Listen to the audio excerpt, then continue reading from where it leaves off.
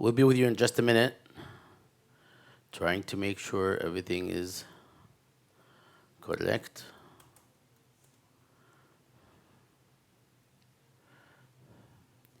Hey, look at that. Jadalia is live. Where?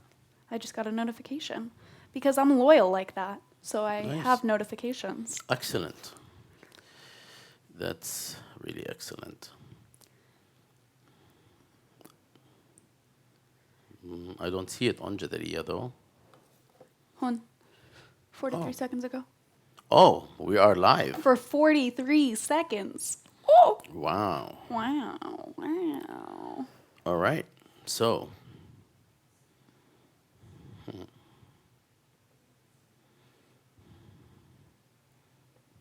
Okay.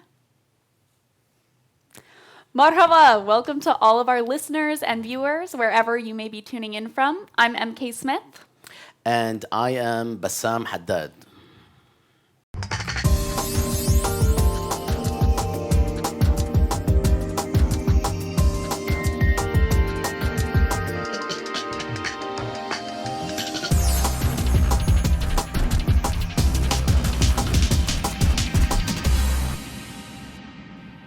It is our pleasure to be co-hosting the first installment of ASI's brand new initiative, Live with ASI, a month of knowledge production. Today, we're going to bring you some of our most important updates regarding works and publications from over the past month across all of ASI's different branches. For those of you who are still a little bit unfamiliar with the Arab Studies Institute, we are made up of the Arab Studies Journal, which is a peer-reviewed academic journal, our online magazine, Jadaliya, our Status Al-Wada podcast, our Tadween publishing house, and the newest member of our proverbial family, the Middle East Studies Pedagogy Initiative, or MESPI. As 2020 drags on and the world teeters on the brink of disaster, our team continues with unwavering dedication to bring you cutting-edge knowledge and scholarship, as many of you who follow us probably have seen. And that's why we are here today. There's just too much of it, and we're just trying to sort of summarize it. Yeah, condense it, make it digestible. So we are excited to introduce you today to Jadaliya's two newest pages. The environment page, which will cover various perspectives on the relationship between environmental factors and developments in the Middle East and North Africa. And the photography and audiovisual narratives page, a resource on visual production in the region and reflections on how the region is represented. We also have several live webinars to highlight for you, so stay tuned. Because ASI's organizations and projects have become so vast, it was impossible to cover everything for you in a short period, within a short period. So we worked hard to distill our content and organize them according to themes. And the first theme is COVID. So as Bassam mentioned, we're going to go over how the COVID-19 pandemic has affected the region. Jadaliya's new environment page has produced 3 pieces this summer offering critical analyses of the relationship between the pandemic, public health, and environmental justice from historical and contemporary perspectives.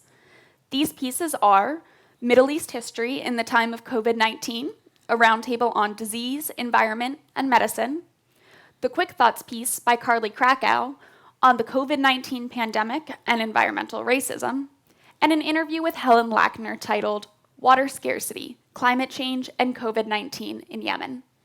Jadaliya also published a piece by Maghrib page co-editor Muriam Hali Davis on developments in Algeria's Hirak movement and state repression since the pandemic began, which you can find in this episode's post, because there will be a post that will be accompanied when this episode is released, and it will have everything hyperlinked.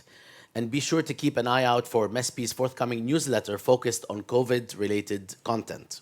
Before we move to our second theme, we would like to share a quick interview I conducted with Robert Vitalis about his new book, Oilcraft. Oilcraft.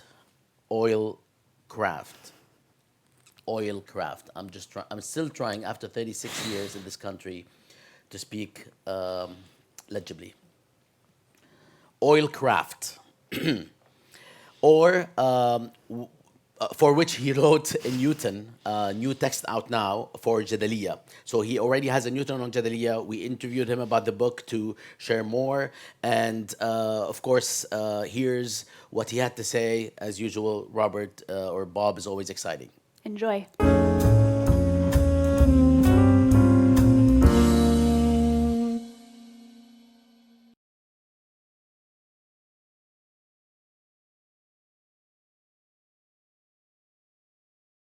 We would like to speak with you today about your book, Oilcraft.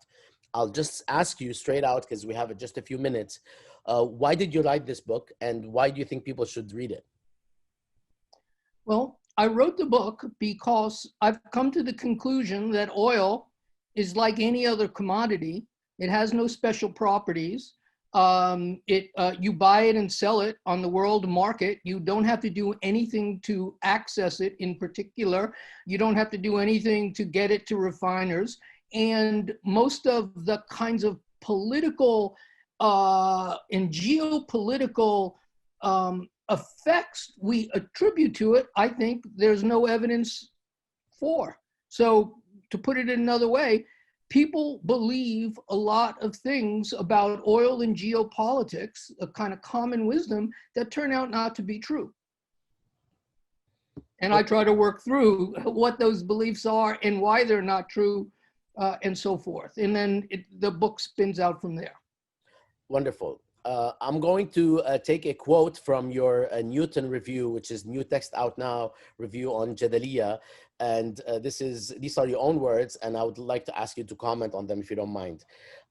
It says, Oilcraft is a departure as well in that I did not write it for professors or other specialists, although it would be great for use in the classroom, but instead for the left and for anyone else who cares about reversing the disastrous course of militarization of the Gulf, justified too often on the grounds that we, in quotation marks, need to, in quotation marks again, secure access, which progressives think is code for controlling oil or exercising hegemony over Western Europe and Japan, or keeping prices low or high for the benefit of big oil. We should be challenging these factitious beliefs and rather than embracing them. So this is the quote. Can you address the quote and maybe let us know if whether you think oil is a factor at all in those relations? Well, I think the quote it actually kind of speaks for itself. The left is wrong about what they presume about oil, or put it another way, they presume many things, but have never provided evidence in support of these claims. When you seek the evidence for them, it turns out that they are incorrect. So if the US talks about securing access to oil, the left understands that that's a project of the United States controlling oil in the Middle East. I've never seen demonstrated this control that people just take for granted. Now, control can mean many things for different people, and different leftists have different arguments about what that control means. They don't all think in the same ways, but they're wrong. Okay, that's fine. We will actually be speaking more with you in a longish interview about the trajectory, your intellectual trajectory, and I will leave the deeper discussion and expansion of all these and other points until then. The Newton is actually extremely revealing. I started reading the book. I couldn't finish it because I called you as soon as I saw that it's out, and it's really important to read it for many reasons, not least the way you come at the topic with the background that you have in terms of the archival work you've done and beyond. Now, can you tell me before we break, can you tell me why you were a bit hesitant about this book being a resource for the classroom? It seems to me that it's actually extremely important for students to be reading this book. Or are you trying to differentiate between undergrad and grad level? No, I meant it simply that I didn't write it as an academic book. It is not a monograph, right? Where I use, I accumulate massive amounts of archival or other evidence or, statistical evidence, et cetera, in order to make a theoretical claim. The book is almost like I treat it more like a primer. So in that case, yeah, I think it works. It would definitely work in the undergraduate classroom. I had my own undergraduates in mind when I wrote it, in part because undergraduates assume the following: undergraduates have the most simplified version of what the United States is doing in the Persian Gulf. Though simplified version is wrong, the sophisticated versions that lefties have are equally wrong. But the simple version is, as my students have always said, it must be that the United States needs the Persian Gulf oil ourselves, because why else would we be there in the Persian Gulf? And I work through with them why that's not the case, right? But then, so supposedly more sophisticated arguments or theories follow from go beyond that point, but I don't find any of them compelling myself.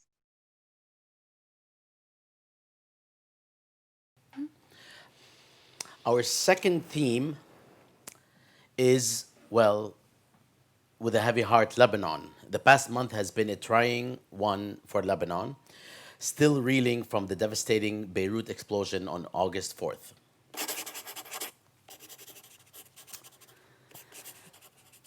Is the sound of we worked so hard to make the sound of the pen actually appear. So if it does appear, say something in the feed. Please praise us if you hear it. Yes, Say that's we're, awesome. We're encroaching on, Yeah. on broadcasting. So we're hoping that what we're doing is working. Yes, absolutely. So on the topic of Lebanon, in Jadalia's Quick Thoughts piece with Mona Harb, the author discusses how the catastrophic August 4th explosion in Beirut has affected the city's urban landscape and reflects the role of Lebanon's political class in the current crisis. Our co-producer, Carly Krakow, talked to Dr. Harb about developments in Lebanon since the explosion. Here she is.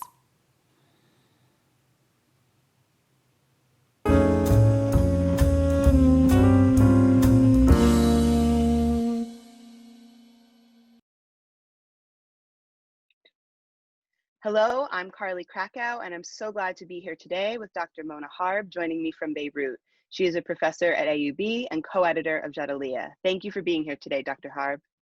My pleasure, Carly. Thank you.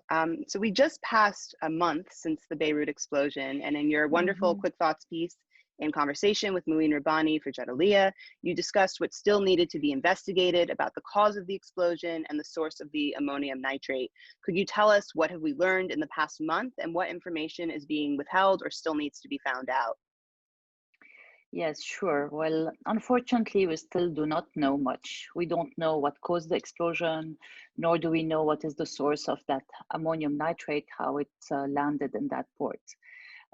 We've heard stories about a welding operation that took place on the afternoon of August 4, the day of the blast, apparently to close some large hole in the hangar where the ammonium nitrate was stored. This might have ignited the explosion, but there are no details about this. People don't really believe it. There are sort of leaks in the newspapers about this. Apparently, the workers who did that welding were arrested, but again, it's all hush-hush. So we are still with a big question mark around these two essential questions. We know also that multiple public officials knew about the ammonium nitrate, and there were several reports about the danger and that it needed to be acted upon, but it seems that they were throwing the hot potato from one to another and nothing happened. Now, what happened practically is that we have now a court that has been tasked with the responsibility of the investigation.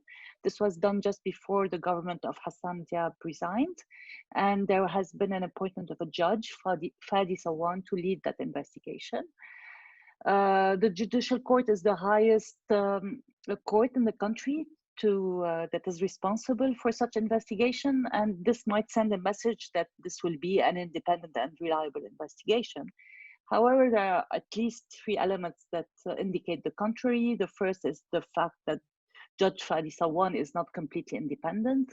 He has taken legal decisions before to please security officials.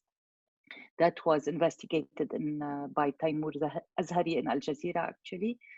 The second element is that the Judge Awaidat, who oversees, he's the Attorney General who oversees these investigations, seems to be pretty much implicated in the explosion itself. He seemed to have ordered that welding to take place. He's also a parent of the former Minister of Public Works, under which the port belongs, and there seems to be some conflict of interest involved here. And the third element is the fact that there has been arrest. 25 people are arrested, but most of them are low-profile employees of that port, and none of the high-ranked officials who are responsible were touched. So this also indicates a very possible attempt at shifting the blame away, like typically happens in such situations. So in sum, there's no one who has been held accountable, no one resigned, and no public official has made any formal statement about what happened and why it happened. Thank you for that extremely informative update. So just now, and in your writing, you've addressed key issues of negligence and corruption of the country's ruling elite and the new wave of protests that have emerged. There has also been an international response, including from France, and you referred to all this as positioning on the Lebanese chessboard. Following the already existing financial crisis and obviously so much more, what can we expect next, and how, to use your words, can a people-centered recovery process be ensured at this point? Yes, that's a great question, actually. Things are moving very rapidly on that front. The French president has already visited Lebanon a second time. He arrived to celebrate the 100th anniversary of the creation of Greater Lebanon, and he arrived with the condition that a new prime minister should have been selected after the resignation of the former government, and this was done. This was in a record time. So we really see that there are things being played in the background, in the corridors of decision-making of these geopolitics. The French president seems fully committed to continue his agenda and to implement what he's calling reforms. So he has teams of people who are requesting our Lebanese political rulers to do reforms at the level of finance, economy, and banking to ensure that we're actually able to benefit from an IMF bailout and to benefit also from the said pledges that France had made to Lebanon, I think a year or more ago, and to reform the power sector, the energy sector. And we're going to see many of his envoys in the weeks and months to come. He's promised that he's coming back in December. So it very much feels like we're entering what I would call now a neo-mandate era. There's something very new on the geopolitical scene happening vis-a-vis Lebanon. So amidst this, the people-centered recovery that should be really the big title of the response to this horrible explosion is a huge challenge. We have dysfunctional state institutions, there's an overwhelming mistrust in these public institutions. Relief and aid are happening in a very messy, ad hoc, and uncoordinated ways. Many actors are mobilized at various scales, on the ground and virtually. There are international organizations mobilizing all their resources, NGOs, INGOs everywhere. It's a very complex scene.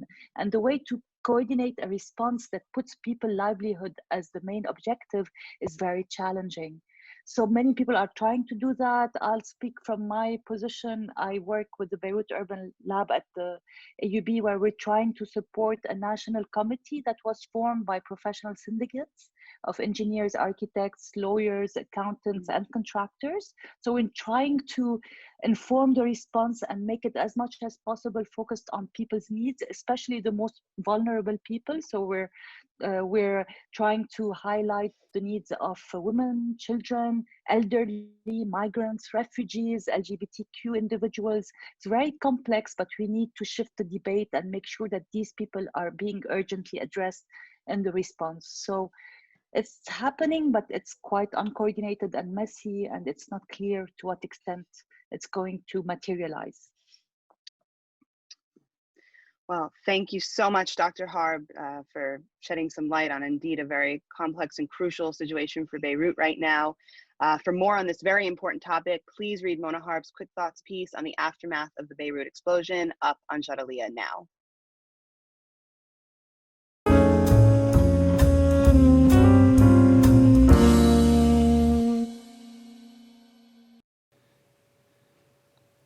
My turn. My turn, my turn, My my turn. turn. Okay, my turn. Jadalia hosted a live virtual event titled Conversation on Lebanon with Jadalia's own Ziad Abu Rish, Nadim Al Qaq of the Lebanese Center for Policy Studies, and Aya Majzoub from Human Rights Watch, all of whom are based in Beirut. And this event that we hosted took place the weekend after the Beirut port explosion and highlights what is known about the nature, extent, and effects of the explosion on 4 August. The discussion also provided updates on relief efforts, the political fallout, ongoing protests, and potential developments.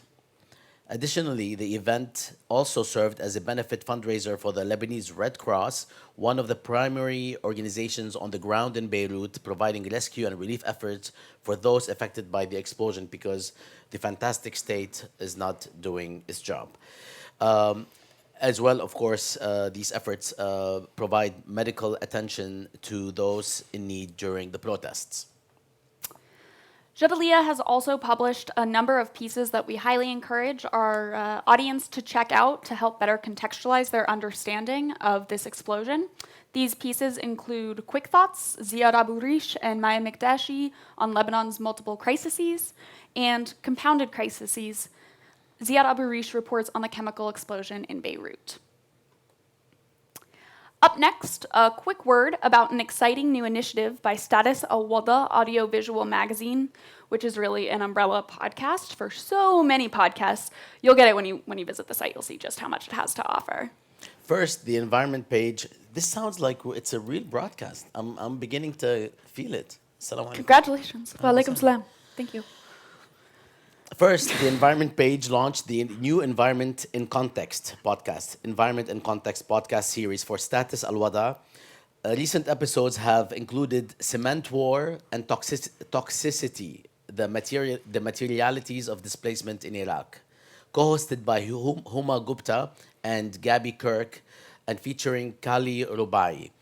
And also, another podcast, Green Energy, Colonialism in the Occupied Syrian Golan Heights, hosted by Malihe Razazan and featuring Muna Dejani and Wael Tarabai. Just to be clear, Huma Gupta and Gabi Kirk are co-editors of the Environment page, and Malihe Razazan is our stalwart leader at Status Al-Wada podcast. Status also released a great episode on gender and the politics of Islamic studies, where Professor Keisha Ali's keynote speech at the 17th Annual Duke UNC Middle East and Islamic Studies Graduate Student Conference discussed the critical question of how the politics of Islamic studies are gendered and what this means for the field. Our third theme is that of Syria. Some of you may have noticed that Syria is in the news less and less. Fortunately, our editors are all hands on deck regarding developments in Syria and making sure that our audience is up to date on what's happening. Bashar al-Assad assumed power in July 2000, and this year marks 2 decades of his rule. Jadalia Syria page co-editors hosted a roundtable conversation titled 20 Years After Bashar al-Assad's Succession, and we titled it this way because the main event is the 20 years rather than actually Bashar's rule for many, many reasons that we kind of got into in the roundtable, and you can check that out.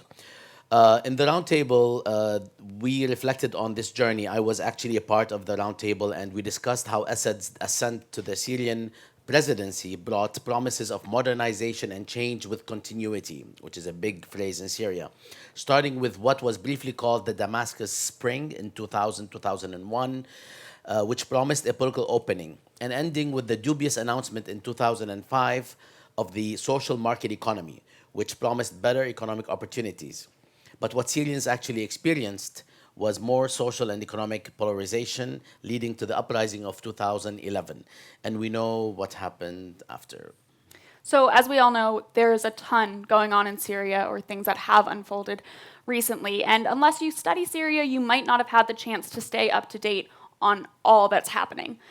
So fortunately, the co-editors of Jadalia's Syria page have efficiently summarized the various developments there in a longish but easy to understand and read post titled Engaging Syria Today. It takes stock of important developments with the goal of initiating an ongoing conversation.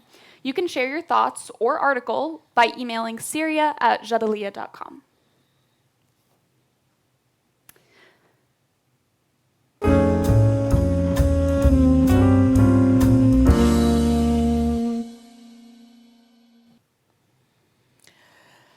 Another great, actually, we do have a note. And for the note, I am going to actually change views here. So the idea is that we're doing this broadcast, and this broadcast include probably more than 70 or 80 links, which people cannot keep up with naturally. So we are actually including all the links hyperlinked in the post that will be published along with this broadcast in the next couple of days. Although we do have a second part of the broadcast on Thursday, also at 1 p.m. So if you miss something, you can go to the post and then you can click on any of the links in order to watch, read, enjoy, and what have you. All right. So next, another resource on Syria was recently produced by our publishing house, Tadween Publishing, titled The Syria Quarterly Report, which is published every quarter, I must say. Oh my God. Can you That's what that stands for? Ma'ul? And Jed, Which you okay. can find in this episode's post as well. This report is a critical archive of media and news coverage of the ongoing conflict in Syria, curated by editors at Jadaliyya and Salon Syria, and published in English and Arabic. So everything is translated immediately, and it's all in the publication. In the latest issue, readers will find weekly news roundups and reports from the first quarter of 2019 and on. We're also psyched. This is the scriptwriter, Muhammad Abu Ghazala. Thanks, Muhammad. I don't usually say we're psyched. That's a lie. He says it all the time. I say psyched. Every other word is psyched. That's true. Okay. Yeah. طيب. We're also psyched to announce the launching of the Justice to Transcend Conflict Report, which you can also find in this episode post, put together by the fantastic Syria Center for Policy Research and led by the inimitable, I live in an anemone. Inimitable. by the unparalleled Rabi' Nasser. Next, our fourth theme is on the Maghreb. As part of the launch of Jadaliyya's new photography and audio-visual narratives page, which if you think it's long to listen to, it's even longer to say out loud, which coincided with Algeria's Independence Day, we held a live online discussion on the Battle of Algiers film, facilitated by Bouthaina Kazim, founder of Cinema Akil. The discussion revolved around the film's impact on the aftermath of Algerian independence, how it has inspired the genre of revolutionary cinema, and its influence on discussions about colonial and subaltern narratives and their representations on screen and beyond. The photography and audiovisual narratives page, also our longest title for Yes. our page, also published a great piece titled Photography. You can do it, you can do it, you can do it. Amazing. What? I'm placing the wrong emphasis on the wrong syllable. Photographing confinement. Photographing. How would you say it? You were born here. Photographing. Photographing confinement, where Samia Henni, I am not sure if it's a ha or a ha, Samia Henni or Henni, tells the violent history of the military-controlled camps the French army created in Algeria during the Algerian Revolution 1954 to 1962 in order to isolate the Algerian population from the influence of national liberation fighters and to impede possible psychological and material support. In an article published by the Arab Studies Journal, which this spring produced their first ever open access edition, so check it out on their website, arabstudiesjournal.org, the Arab Studies Journal published an article titled Militia Soundscapes in Post-Qaddafi Libya. Layla Tayyib weaves together performance ethnography, geography, and sound studies. Tayyib reveals how music is one of many quotidian sonic practices that help produce militia power. Tayyip interrupts the conventional narration of Libya's statelessness and its ostensibly bereft institutional landscape, and instead reveals the range of audible and palpable ways that militias make claims to sovereign power.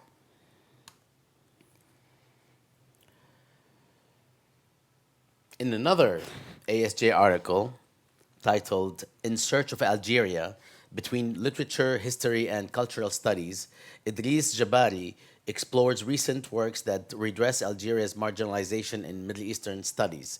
He reads works by Patrick Crowley, Valerie Orlando, and Tristan Leperlier. Do that. Let me see you guys. Let me see you guys born here do that. And Tristan Leperlier that illustrate a growing appetite for expanding the field of Algerian studies to new chronologies and new themes while offering an intelligible account of Algerianness. And finally, on the topic of the Maghreb, Jadaliya published an article titled Morocco's Double Infallibility. Here, Gabriel Davis draws on the context in which the Green March took place in 1975 and its current commemoration in Morocco, and examines the different practices that younger generations of Moroccans undertake in order to relate to and sustain the memory of this event. Be sure to check out this episode's post for another great article on the Maghreb titled, and I'm going to have Bassem say it because I would not like to do a disservice to the French language and attempt to pronounce this. I also am not sure if this is gonna work. Can we put it up? Is this it? لا. Okay, if we can put it up, it will help because basically, Tin Zawatin. The author. Zawati. Okay, titled. Sorry. No, I lied. Never mind. Don't listen. Titled Tin Zawatin, marginalisation et militarisation aux confins des frontières algériennes. So that's for the francophones in the audience. Yep. So, yeah. And now we actually are going to take a 3-second break.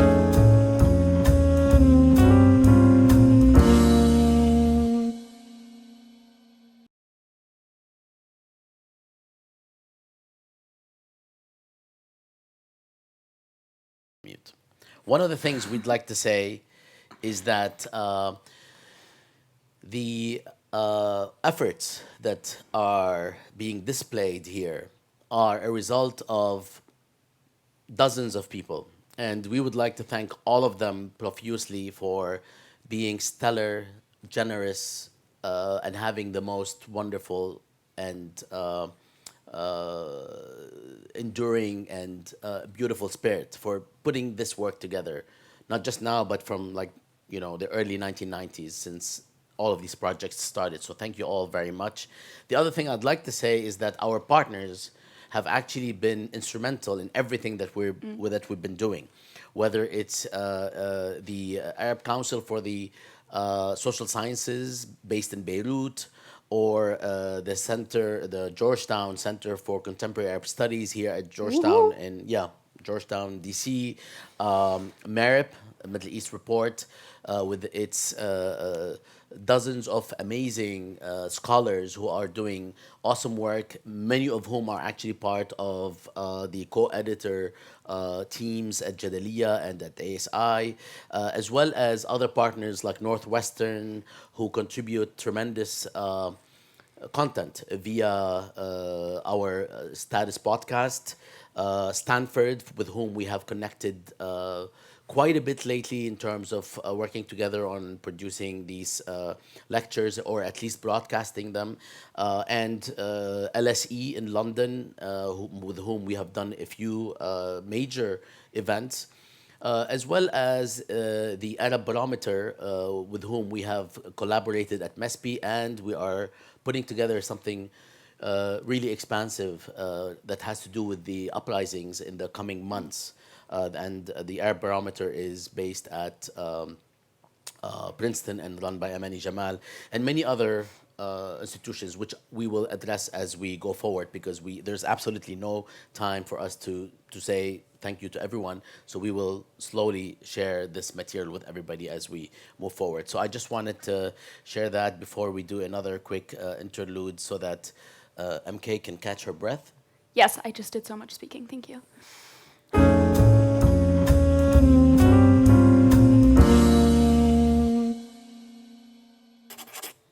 Okay, fine. I'm enjoying pushing the buttons. I mean, I am too. It's okay. It's okay. Um, so, as you most likely know, it has been a busy summer for Palestine, Palestinians, and Palestinian studies. In an exciting interview titled Reflections on Palestinian Studies, Jadaliya co-editor Shireen Sayali asks Bshara Dumani about the process of establishing the Mahmoud Darwish Professorship of Palestinian Studies, which is the first endowed chair of its kind in the United States. They talk about challenges and significance and the state they talk about challenges and significance and the state of Palestinian studies in the United States. The interview ends with some reflections on the global pandemic and the immense grief and hope of the Floyd uprising in the US. And Dr. Dumani was so kind and generous with his time and allowed us a follow-up interview conducted by one of the show's co-producers, Carly Krakow.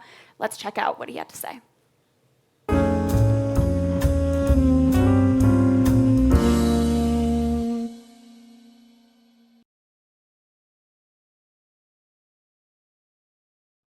Hello, I'm Carly Krakow, and I'm delighted to be joined today by Dr. Bashara Dumani.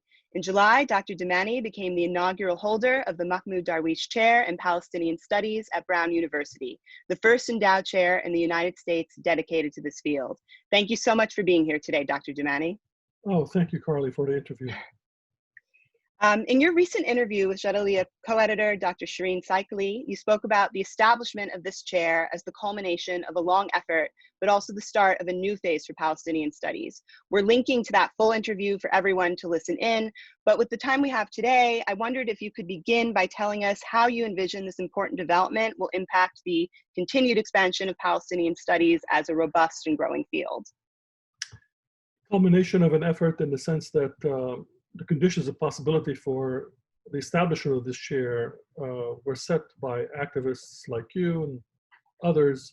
The wonderful work they've done over many years has created an environment which allowed such a development and institutionalization of Palestinian studies.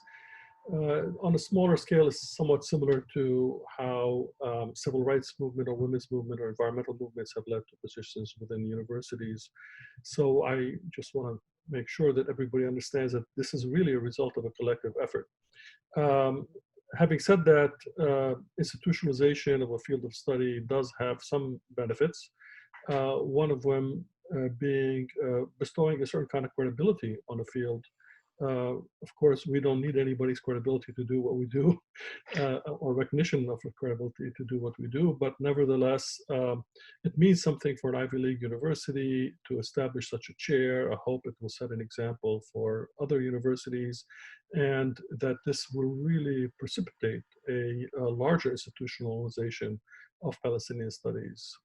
Palestinians, as you well know, have been erased discursively and materially in so many different ways. And in terms of knowledge production, this will help center Palestinian voices in the writing of their own history and producing knowledge about them.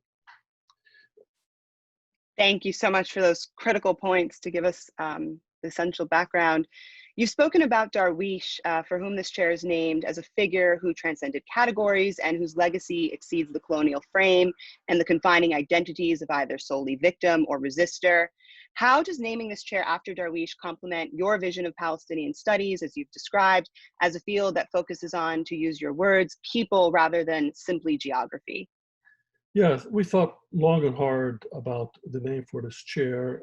It's very important for people to know that there are multiple donors behind this chair, and therefore we were free really to give it an identity that transcends the particular donor to a university.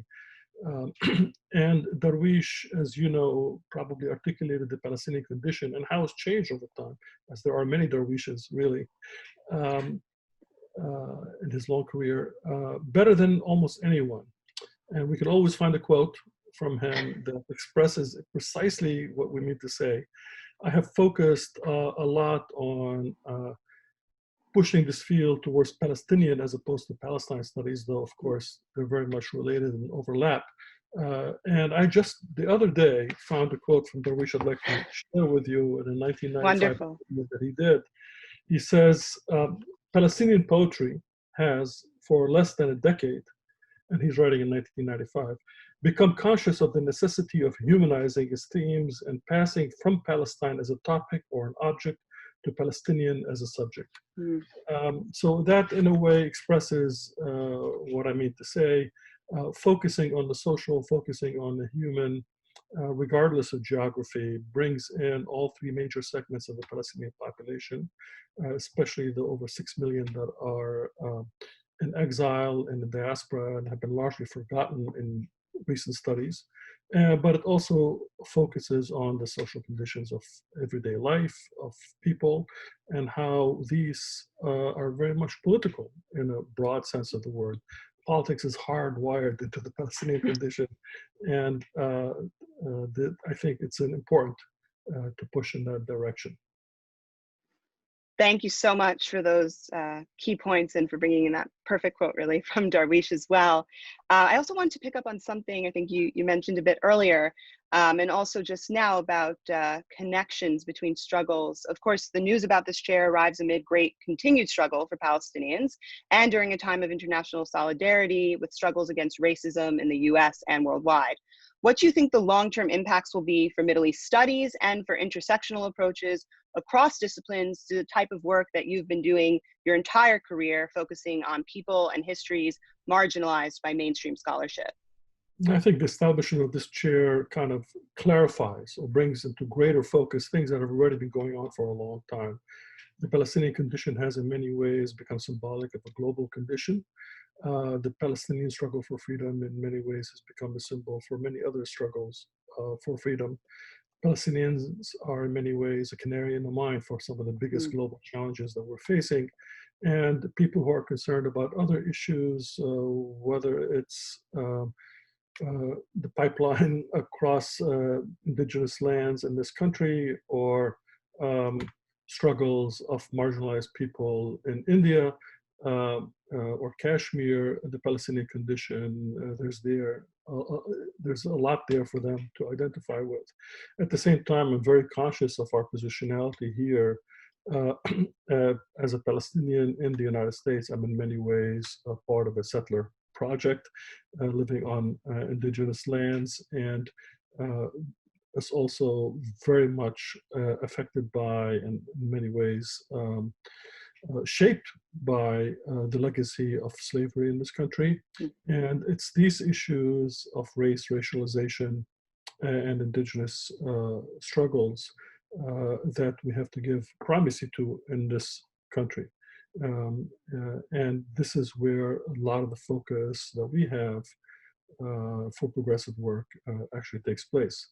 But it's good to know and it's good to feel this young generation, which has been an absolute pleasure and is very inspiring to teach and very inspiring for me. They seem to take this intersectionality complex, really, question of intersectionality almost naturally and understand it almost instinctively.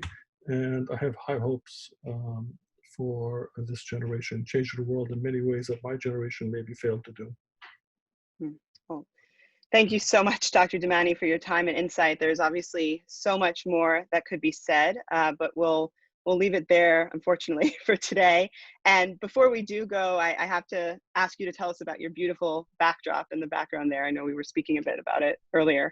So that's a picture I took while taking a hike in California a long time ago. And it shows it as my background for Zoom, which is now the reality of our life, because it bends, but it doesn't break. And I think that's where we are in many ways under a lot of pressure, but we will bend and survive and not break. And so that's what message of that. Thank you for picking up on it. Well, thank you. And yeah, perfect note to end on. But thank you again for being here. And we're really looking forward to your future work and very excited about this development. For more on this important topic, please listen to Bishara Damani's interview titled Reflections on Palestinian Studies, which is up on Jadaliyya now. Thank you very much.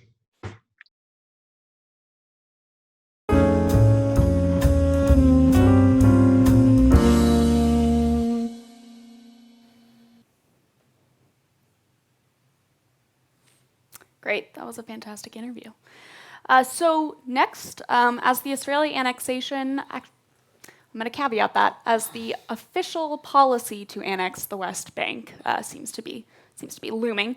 Jadalia's Muin Rabbani, in his Quick Thoughts piece on Israeli annexation, examines the long pedigree of annexation in Israeli policy, how it has once again dominated the agenda of US Israeli Palestinian relations, and why Israel abstained from extending sovereignty over the West Bank territory on July 1st. For more on Palestine, take a look at the Arab Studies Journal article Paradise Lost: Land and Labor in 1950s Galilee by Lily Ilan and a second piece, Jadaliya's Urgent Appeal, or Jadaliya's article titled Urgent Appeal. 83 groups urge UN special procedures regarding Israel's willful killing of Ahmad Ariqat, both of which you can find in this episode's post.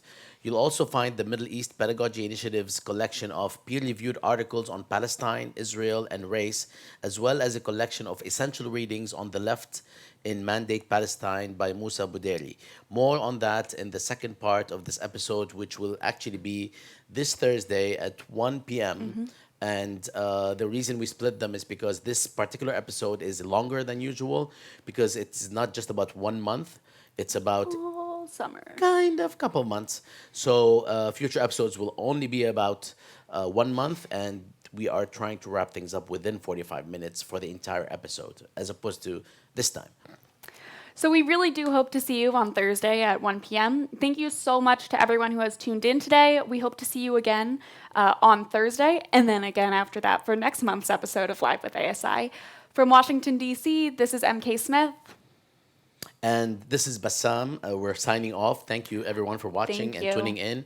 Please feel free to share this post and look out for the final production of this post, as well as, the video, as well as the list of hyperlinks that will connect you to everything that was shared in this post. Before we break, I would like to say a few words about the team. The team is going to actually appear in the credits next, but I would like to credit everyone who has lifted a finger and worked on this project. The producers of this show are Muhammad Abu Ghazala, myself, Bassam Haddad, Carly Krakow, and MK Smith. The script is written by Muhammad Abu Ghazala. The hosts are us. The interviewers are Carly Krakow and myself. The video editor is Alicia Rodriguez. The transitions designer is MK Smith. And the live broadcast producer is I am.